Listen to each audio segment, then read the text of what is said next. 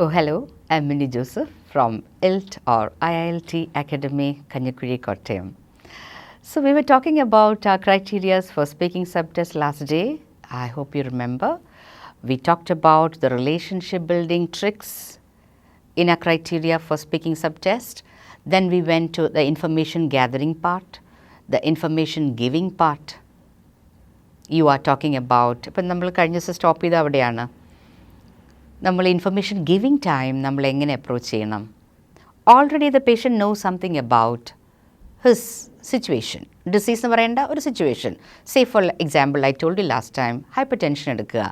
Hyper tension ഒരു lifestyle disease. So your duty given by the doctor is to talk to this patient about his situation, give ample enough advice, make him realize it's a lifestyle situation.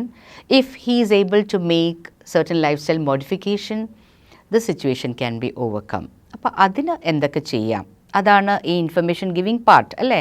You are the nurse professional. You should use your words in such a way that through your language, you are able to convey your message to the patient. അതിൽ നിങ്ങൾക്ക് എത്രമാത്രം നിങ്ങൾ സക്സസ്ഫുള്ളായി, നിങ്ങളുടെ choice of words, അത് നിങ്ങൾ form ചെയ്ത grammatical sentences, അതിൻ്റെ accuracy, ആ സിറ്റുവേഷന് അതിൻ്റെ ആക്യുറസി, ഇതെല്ലാം കൂടെ നോക്കുന്നൊരു ലിംഗ്വിസ്റ്റിക് ക്രൈറ്റീരിയ.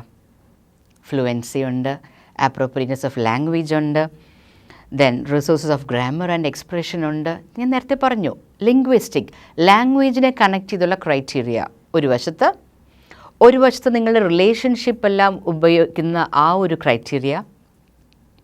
റിലേഷൻഷിപ്പ് ബിൽഡിങ്ങിനകത്ത് നിങ്ങൾ കമ്മ്യൂണിക്കേഷൻ ക്രൈറ്റീരിയക്കകത്ത് നിങ്ങൾ റിലേഷൻഷിപ്പ് ബിൽഡിംഗ് തുടങ്ങി information gathering, information giving, providing a structure to your speaking, ഇതെല്ലാം ചേരുന്നതാണ് നിങ്ങളുടെ കമ്മ്യൂണിക്കേഷൻ ക്രൈറ്റീരിയ അല്ലേ. അപ്പം നമ്മളിതെല്ലാം മനസ്സിലാക്കിയാണ് നീങ്ങുന്നത്. ഇൻഫർമേഷൻ ഗിവിങ് നിങ്ങൾ പറയുന്നു, നേരത്തെ പേഷ്യൻ്റ് എന്തറിയാമെന്ന് തിരക്കിയിട്ടാണ് നിങ്ങൾ ഇൻഫർമേഷൻ ഗിവിങ് കണ്ടിന്യൂ ചെയ്യുന്നത്. Are you aware of your present situation? Are you aware that you are having hypertension? Are you aware that your blood pressure is a bit high, above the normal, which needs immediate attention, management? ഇങ്ങനെ പേഷ്യൻറ്റിനെ നമ്മൾ ബോധം വരുത്തുകയാണ് എന്താണ് present situation. ഇതിനകത്തെല്ലാം underlying ഒരു feature the way you comfort the patient. എത്ര വലിയ ഇപ്പോൾ ക്യാൻസർ പോലെ വലിയൊരു സിറ്റുവേഷൻ ആണെങ്കിലും നിങ്ങൾ പേഷ്യൻറ്റിനെ എത്രമാത്രം നിങ്ങൾ കംഫർട്ടബിൾ ആക്കി ആണ് നിങ്ങൾ ഇൻഫർമേഷൻ കൊടുത്തത്, ഇൻഫർമേഷൻ ഗിവിങ് പാർട്ട്. സോ എല്ലായിടത്താലും the essence of OET speaking is how much comfortable you have made your patient within that 5 minutes of speaking.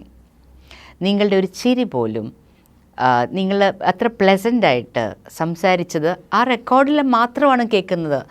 നിങ്ങളുടെ ക്ലിനിക്കൽ ആപ്റ്റിറ്റ്യൂഡ്, നിങ്ങൾ ഓടി നടന്ന് ജോലി ചെയ്യുന്ന ഒരു ആയിരിക്കും, നിങ്ങൾക്ക് അതിനുള്ള സർട്ടിഫിക്കറ്റ്സും എല്ലാം കിട്ടിക്കാണും. നിങ്ങളുടെ നോളജിനും ക്ലിനിക്കൽ എക്സ്പീരിയൻസിനും എല്ലാം നിങ്ങൾ പ്രൗഡാണ്, I am a senior nurse. പക്ഷേ അതല്ലല്ലോ ഇവിടെ കാര്യം. ഈ OETയിലെ ആ 5 minute സ്പീക്കിംഗ് മോഡ്യൂളിൽ നിങ്ങൾ എത്ര സക്സസ്ഫുള്ളി നിങ്ങളുടെ മെസ്സേജ് കൺവേ ചെയ്തു വിത്ത് ക്ലാരിറ്റി. ക്ലിയർ ആകണമല്ലേ, എല്ലാം മനസ്സിലാകണ്ടേ പേഷ്യൻറ്റിന്. പേഷ്യൻറ്റ് നിങ്ങളുടെ അടുത്ത് നിന്ന് പോകുമ്പോൾ ആ സിറ്റുവേഷനെക്കുറിച്ച് അവെയർ ആയിരിക്കണം. എന്തൊക്കെ എനിക്ക് മാനേജ്മെൻറ്റിന് ആവശ്യം, അല്ലെ എൻ്റെ കൺസേൺ ഞാൻ വിചാരിച്ച പോലെ പ്രശ്നമില്ല, എനിക്ക് മാനേജ് ചെയ്യാൻ പറ്റും, നേഴ്സ് എന്നെ മനസ്സിലാക്കി. അവിടെയാണ് നിങ്ങളുടെ സക്സസ് ഇരിക്കുന്നത്. സോ ഇൻഫർമേഷൻ ഗിവിങ് അതൊരു മെഡിക്കൽ പ്രൊഫഷണലിൻ്റെ ഡിഗ്നിറ്റി വെച്ച് അതിന് ചേരുന്ന ലാംഗ്വേജും സെൻറ്റൻസ് സ്ട്രക്ചറെല്ലാം ഉപയോഗിച്ച് നിങ്ങൾ കൺവേ ചെയ്യുന്നു. ഇതിന് നിങ്ങൾക്ക് ട്രെയിനിങ് ആവശ്യമുണ്ട്. അപ്പം ഈ സ്ട്രക്ചർ ഫോം ചെയ്യാനും ഈ സ്റ്റൈൽ കിട്ടാനും ഇതിനെല്ലാം ആവശ്യമുള്ള ട്രെയിനിങ് ഞങ്ങൾ ഞങ്ങളുടെ അക്കാഡമിയിൽ കൊടുക്കുന്നുണ്ട്. So see you later.